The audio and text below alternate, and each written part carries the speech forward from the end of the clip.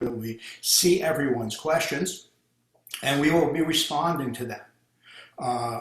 What we're going to do is we're going to have some presentations initially. That's going to last about 30 minutes totally in length, and then we will begin to answer all relevant questions about our High Holy Day observances this year.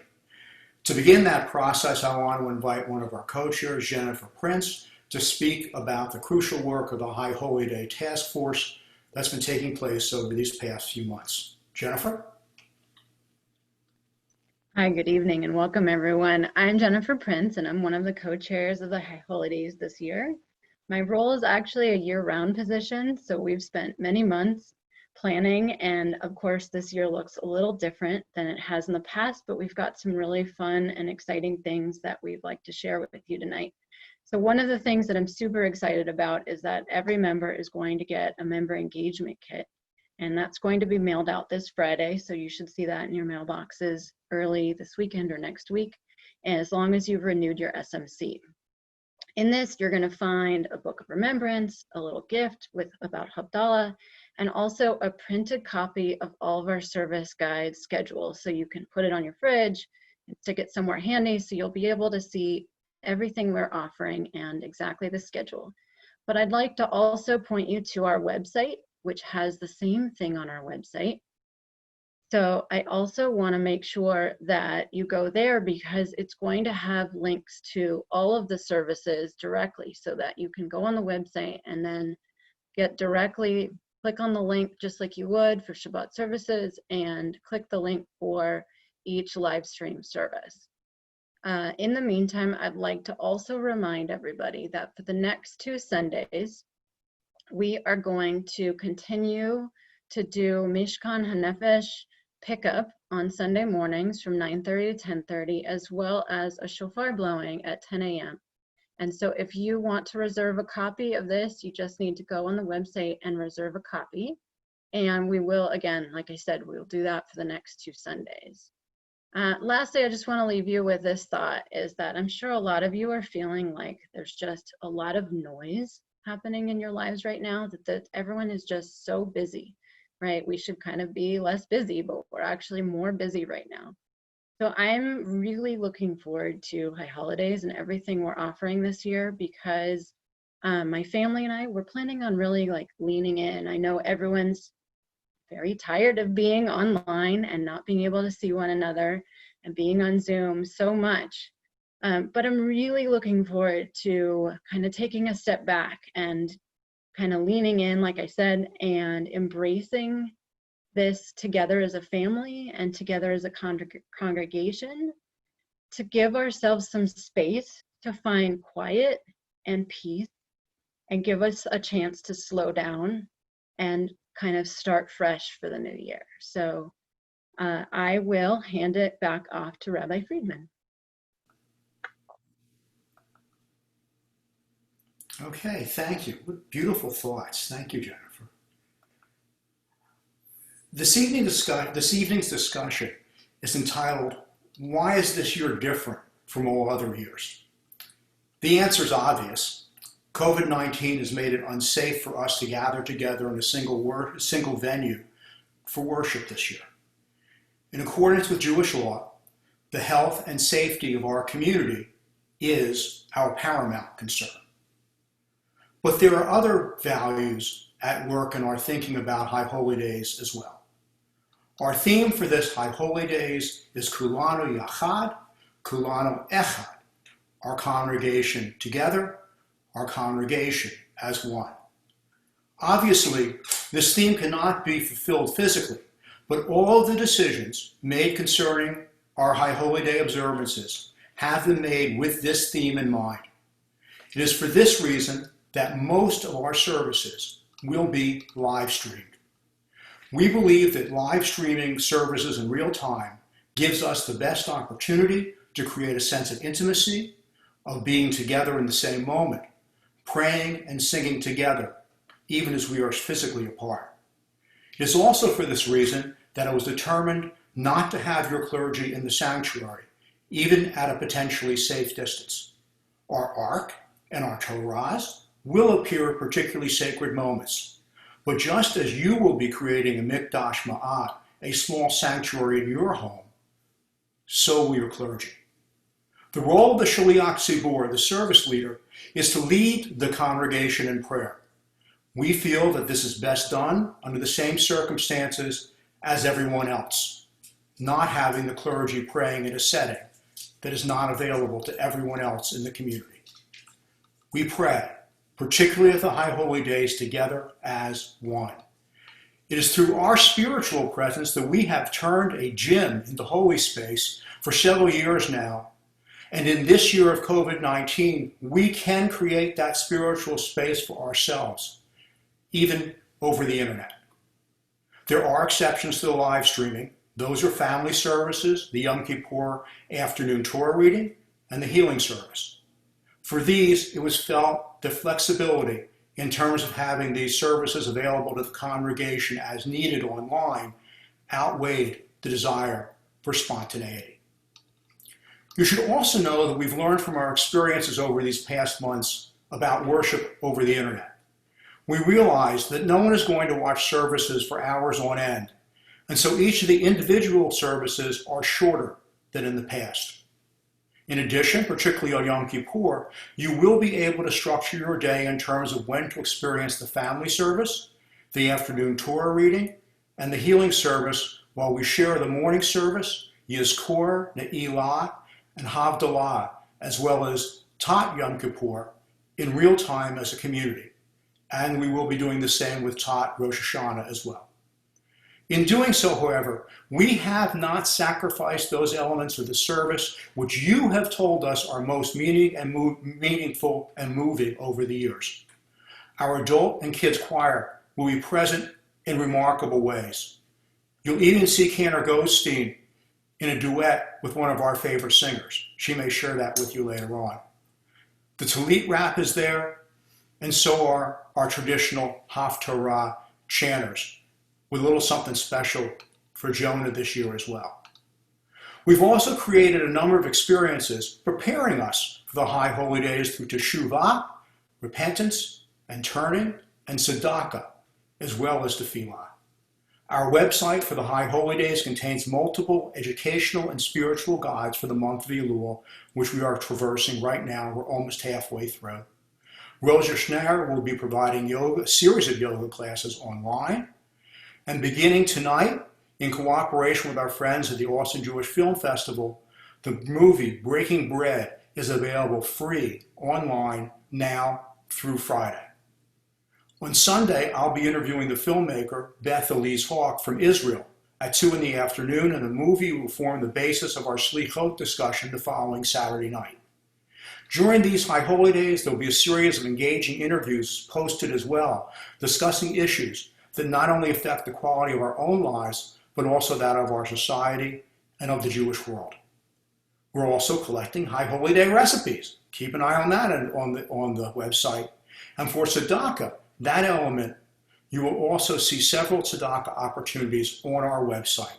Please avail yourselves of those opportunities to perform acts of righteousness as well. Finally, we encourage you to gather with friends and family to share in the holidays as you feel it is safe to do. Find another family or two and do tashlich together. Share a picnic, perhaps. Gathering in small groups under conditions that you feel are safe for you and your family is another way to instill within us a sense of community. I also want to share another thought with you. For many of us, including our B'nai Mitzvah families, earlier this summer there were doubts about the efficacy of having a bar or bat mitzvah outside of the sanctuary this summer. Would it be a real B'nai Mitzvah? That was the basic question. The reality has been that every bar and bat mitzvah during this period has been every bit a meaningful and moving experience for our B'nai Mitzvah, their friends, and their families. Just simply ask them. These B'nai Mitzvah have indeed been different, but there is nothing virtual about those services, only the method of delivery. We have the exact same expectations for our services and experiences for the days of awe. There will be nothing virtual about the high holidays this year. The spiritual message of these sacred days remains exactly the same. What will be different will be the way in which each one of us chooses to experience them. Every congregation is making decisions about the best way to meet the spiritual and communal needs of their own community. The answers to this challenge will be as varied as there are congregations. There is no answer, no perfect solution. Nothing will replace our coming together physically. That moment of seeing our friends and wishing them good yontif, of hugs and kisses, of hearing our choir and each other's voices, of feeling the sacred weight of the moment fill our worship space in our hearts. Among all the other disappointments of this time, this is uniquely our own as a Jewish community. But then here is the ultimate challenge. We are all going to be empowered to create those moments for ourselves.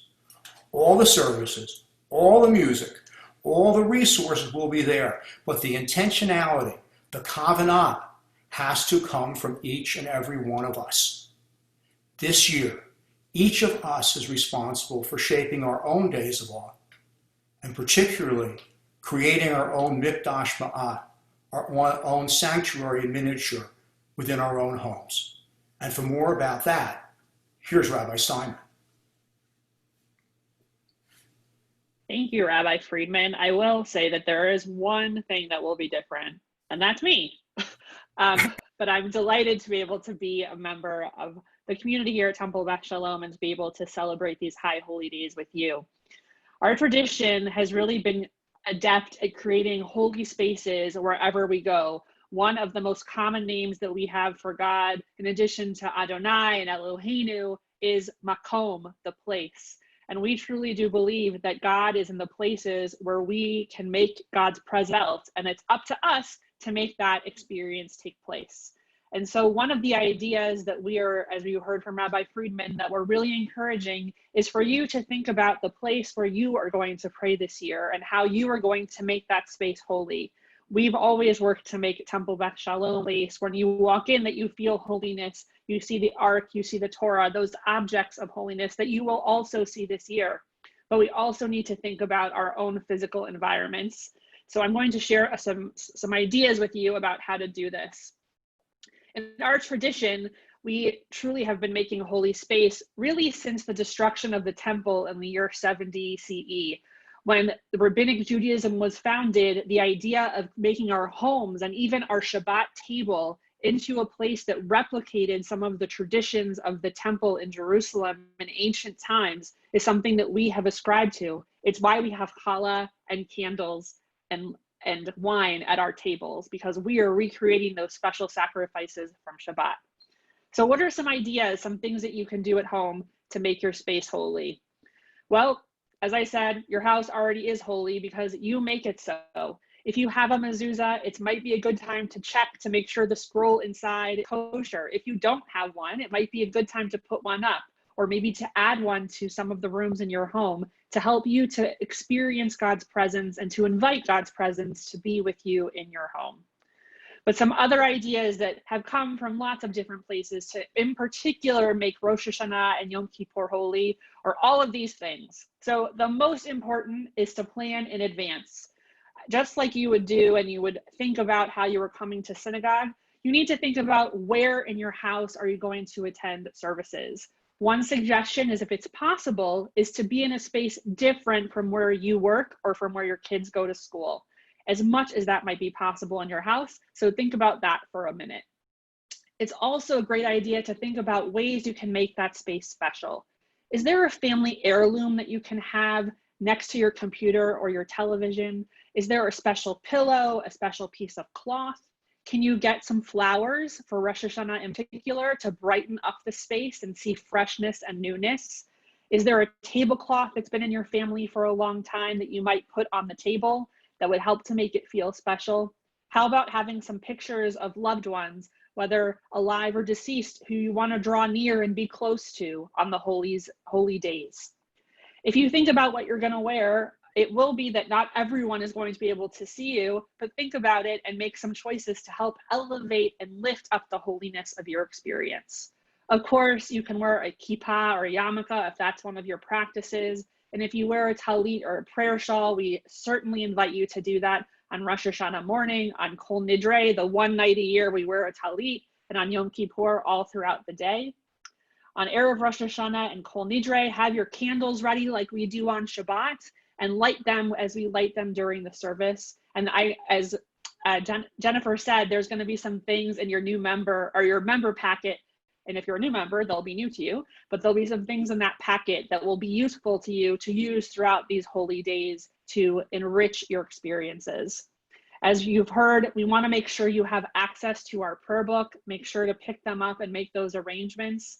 If books don't work for you, there's also some online options. Feel free to reach out to us and we can connect you. If you have a shofar, there's no reason you can't sound the shofar as we're doing it on Rosh Hashanah. Feel free to do that, although you might want to alert your neighbors. Some other ideas and things to remember is that technology can be complicated. You also want to make sure you practice it. One thing to definitely check out is our High Holy Day webpage. I put the link in the chat already. There's lots of different resources there to assist you, but it may be helpful to you to practice setting up your technology. And if you have members of your family in multiple generations, make sure they know how to set up their technology also. Can you see clearly? Can you hear clearly? And also something to remember is if this would work for you, you could also connect a computer or a tablet device to a television, and then you would have a much bigger screen and likely some better audio. And for services that are going to be on our webpage and on our YouTube page, if you have a smart TV or a streaming device, it will be possible for you to watch on those instead of through the webpage, which might have a little bit better technology if all that makes sense to you.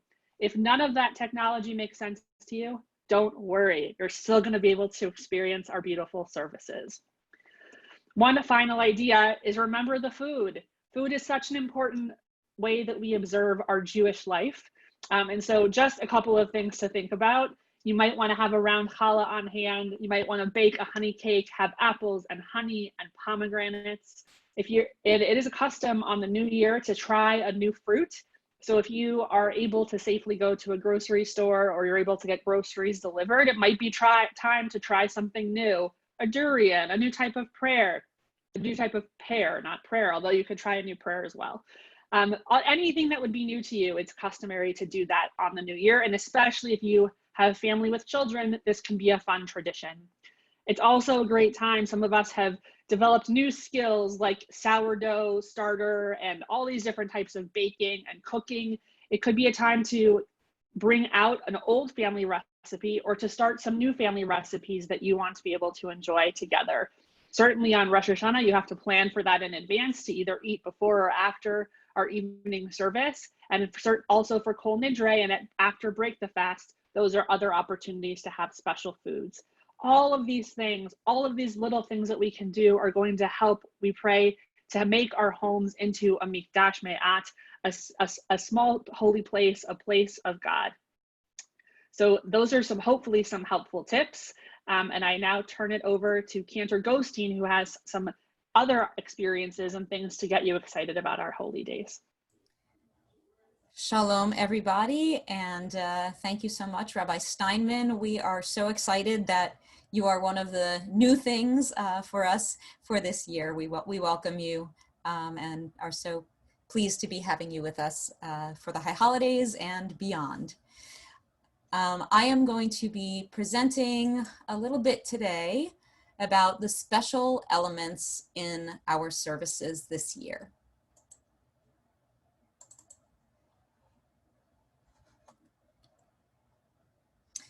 So it may be natural to think about what might be missing from the high holidays this year, given the new format, but I'd like to help you see some of the things that you may fear would be missing, but will not be, as well as some new and wonderful elements that we've been able to add to the services this year that we would not have been able to add in past years.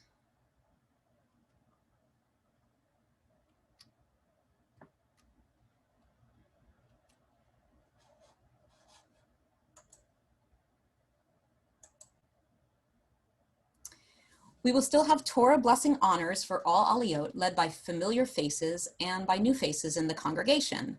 And here is one of our High Holy Day co-chairs, Jennifer Prince, who is now a familiar face to all of you, and she is there with her husband. And we still have our dedicated crew of Torah readers. This year, we have the added perk of getting to see the Torah text as our Torah laners chant or read. The Haftarah on Yom Kippur, the story of Jonah and the whale, read once again by congregant Jonathan Sessler, will be accompanied by artwork carefully chosen by congregant Marianne Werner.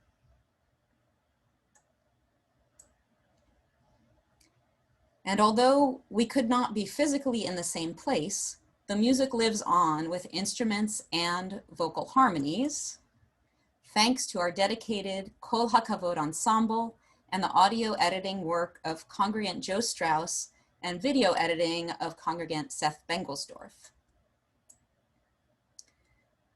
At times, you will hear me singing along with a backtrack of the many voices and harmonies of the Kol HaKavod ensemble. We call this Prairieoke. And please note that my colleagues made me include this. If you decide to experience the family services, you may even see me singing with myself in harmony, something that is not possible in our sanctuary. You will see and hear our sweet kids choir, thanks to the editing and engineering feats of Dan Hemme and Ria Ferrick. Marty Ahern and Carla Hamlin will once again play Kol Nidre on cello and piano, helping us carry forward another meaningful moment and highlight of our Yom Kippur evening services, thanks to Steve Fintel, Steve Fibus, and Dan Hemme's engineering and videography. Lest you should think that the shofar would be silenced this year, we've got our whole shofar corps led by Mark Dreyfus, our Baal Tekiah.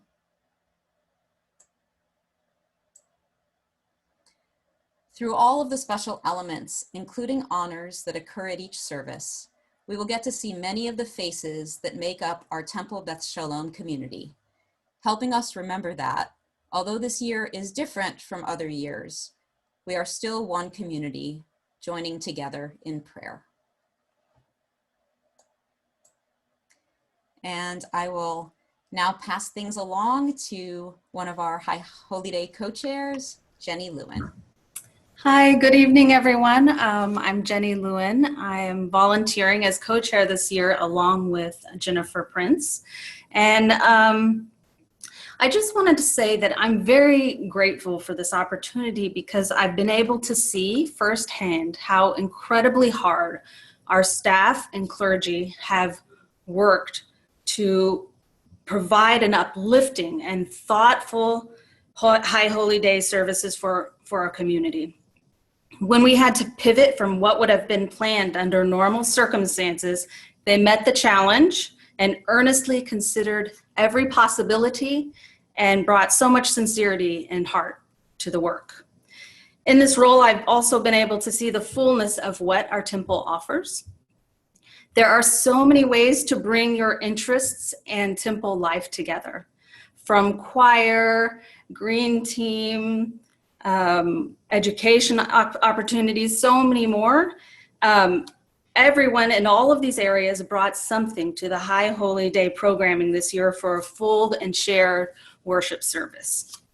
So speaking of shared, we actually still have some volunteer opportunities available, like being an online greeter or helping out some of our fellow congregants who may feel that they need some help with technology or just even figuring out how to hit the streaming link or something like that. So if you feel like volunteering, please put that in the chat, or you can go to our High Holy Day page and there will be a link there for volunteering with Jennifer Prince or my email and there it is up on the screen with our emails, and you can contact us about volunteering ideas that you might be interested in. And with that, I'm going to turn to Patty and ask her to bring up any questions that we might have been getting and what we can answer for everyone. Great. Thank you, Jenny. So one question, and let me get that. So clergy, is it a traditional practice to light a remembrance candle during the High Holy Days? And if so, which days? And then the second part of that question is, can we light a candle in remembrance of others if we don't have a loved one we are remembering? That is the tradition. You do it because we perform Yizkor, engage in the Yizkor service on Yom Kippur. So the tradition is before Yom Kippur, before Kol Nidre, around dinner time, one would light a memorial candle and it will burn through the whole day, the whole following day. If there is no one in particular that you are remembering, particularly within the Reform movement, we believe it's everyone's obligation to remember those who have perished in the Holocaust and others who have died for the sanctification of God's name. Therefore, please feel free to light a memorial candle in their memory as well. Thank you, Rabbi. Rabbi, also while we've got you, can you once again name the movie that you mentioned earlier? And can we put a link in the chat so people can get it? Or it's on our High Holy Day webpage. Yes, it is. The name of the movie is Breaking Bread. And if I can put my hands on the link, I will. I think it's also on the AJF. I got you, Rabbi Friedman. You got it? Thank you, Rabbi Simon. If What you a would, team. that would be great. We also have a review in already. Elise Rosenberg says it's a wonderful movie that she watched it this afternoon. Lori and I have also watched it, and it really is in a time of challenge. Let's put it that way. It is clearly a beacon of hope. So I really recommend it to everyone. Great. Rabbi Steinman, might we be able to share your slide deck that helped us think about how we make our home into a sacred space?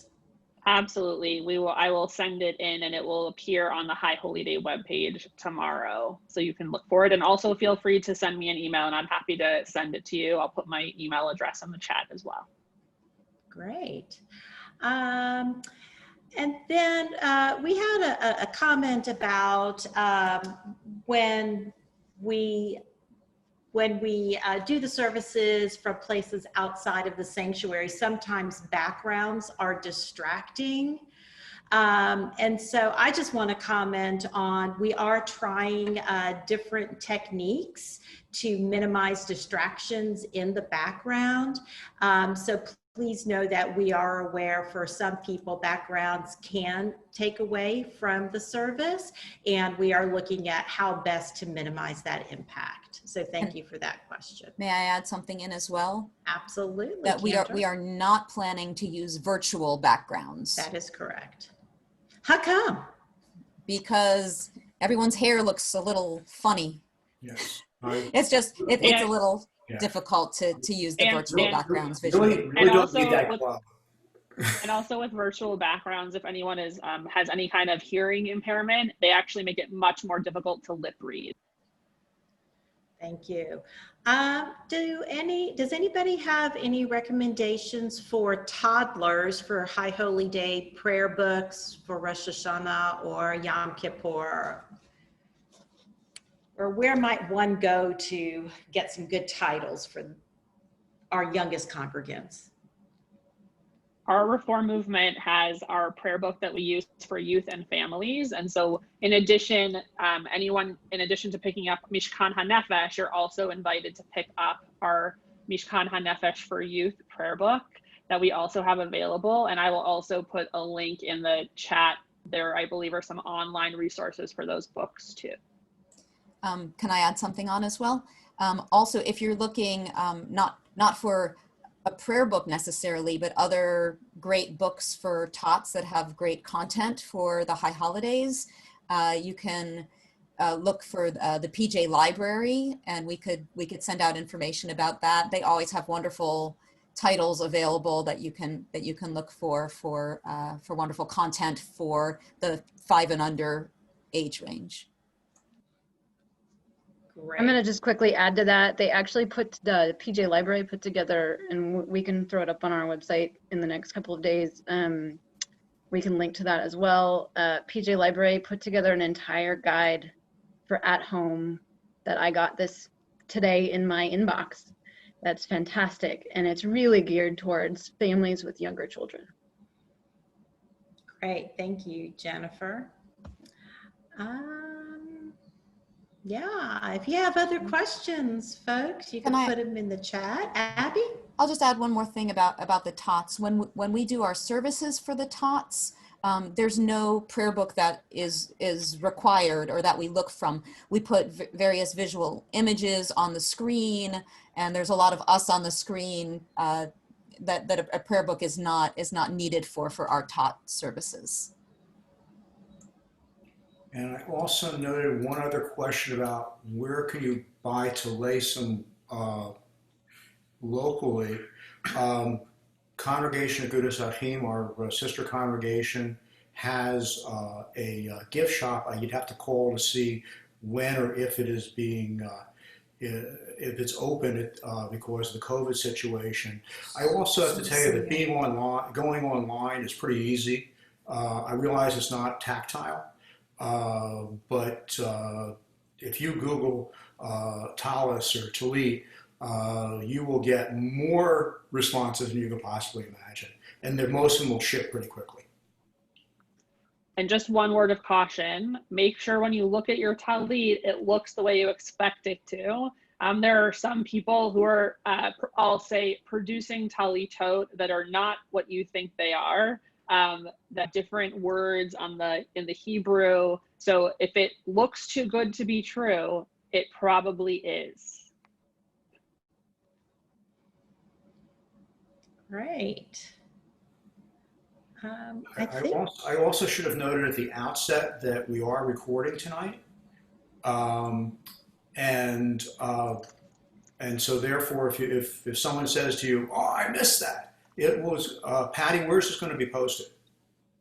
This will be posted on our High Holy Day webpage that Rabbi Steinman put in the chat earlier on. So if you joined us a couple of minutes late, scroll to the top of your chat and you'll see our website, or just go to bethshalomaustin.org and click on High Holy Days.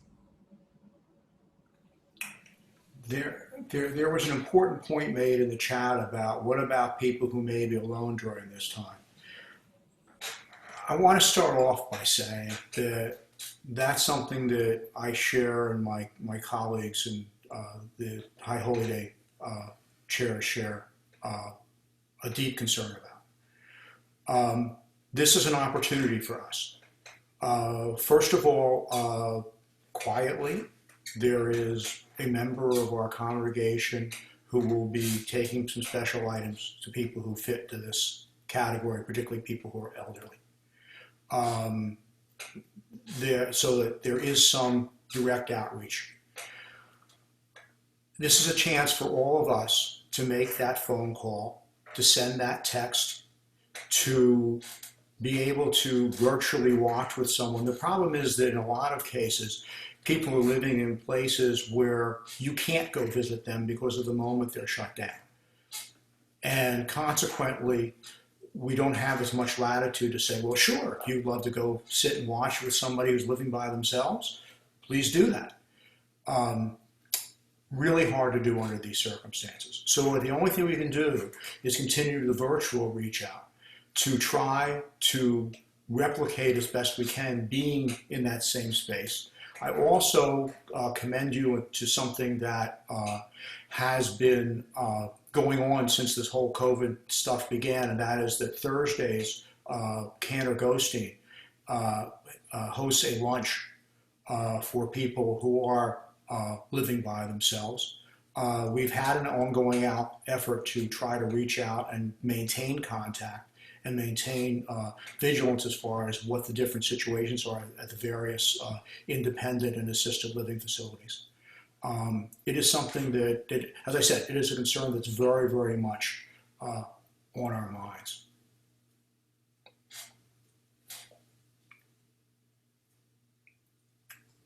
Okay. All Do you right. have, I don't see any other additional questions in the chat. Colleagues, you have anything you want to share?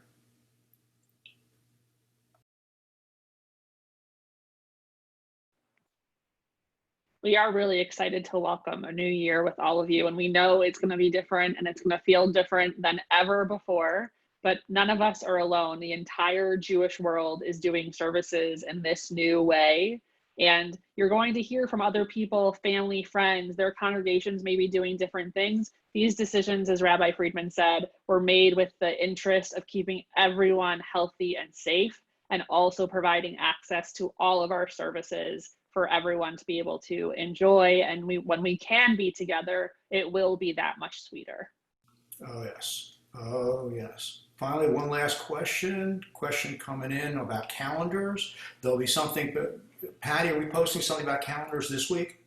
Yes, we will post something about calendars. For those of you who've been with the congregation for the last many years, we have provided calendars through Cook Walden. The company that provided those calendars is no longer doing that. So we will be providing calendars a little bit differently this year and how you access them and so forth. And we'll put that information on our High Holy Day webpage. So hopefully, as you guys leave this town hall meeting, the one thing that's going to stick in your mind is, oh, I better go to the High Holy Day webpage because that has everything I need in order to have a meaningful experience this year. With that most critical and final thought, we thank everybody for coming by tonight, and we hope that the information we provided is helpful. There's a lot more information, as Patty said, on the website, so please avail yourselves of that. Please be in contact with us if you have questions. This is, you know, part of the deal here is that we're also going to be available to address questions that come up, and we've got, as Jenny Lewin talked about, we're trying to line up people who can help with technical issues, because I know that's in the forefront a lot of people's minds, so that we're able to enjoy this. Please have a meaningful balance of Elul, and please remember that our theme for the year is our congregation together and our congregation as one. Let us all be privileged and blessed to be able to share this time in the coming weeks. Thanks again, everybody. Stay safe, stay healthy.